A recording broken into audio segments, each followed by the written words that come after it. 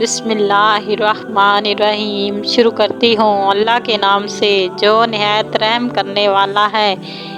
جنت کا ایک درخت کی دلکش آواز۔ حضرت عبداللہ بن لباب سے فرمایا گیا ہے کہ جنت میں ایک درخت ہے جس کے پھل زبیر جدہ، یاقوت اور لؤلؤ کے ہیں۔ اللہ تعالیٰ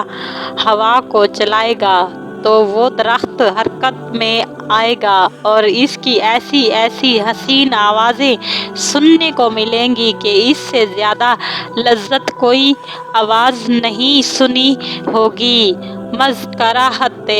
سے حضرت داؤد علیہ السلام کی آواز کو اور حضرت اسرافیل علیہ السلام کی آواز کو اور درختوں کی آواز کو اور فرشتوں کی آواز کو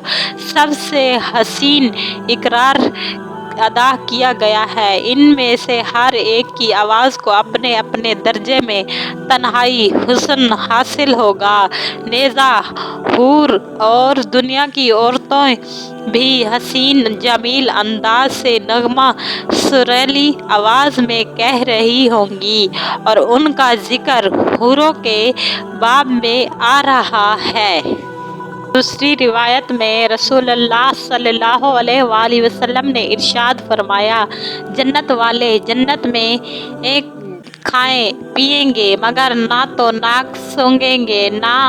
پخانہ کریں گے، نہ پیشاب کریں گے، بلکہ ان کا کھانا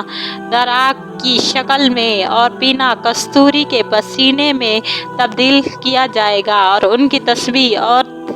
تسمیہ کو اس طرح سے اقرار کیا جائے گا جیسے جانداروں کو سانس لینے کا اقامہ کیا جاتا ہے، یعنی حضرت اسرافیل علیہ السلام کی تسبیح اور تحمید اور اطاعت سانسوں سے ادا ہوگی، جس طرح سے تم خود بخود دبال اور دار اور آواز بغیر تکلیف کے سانس لیتے ہو۔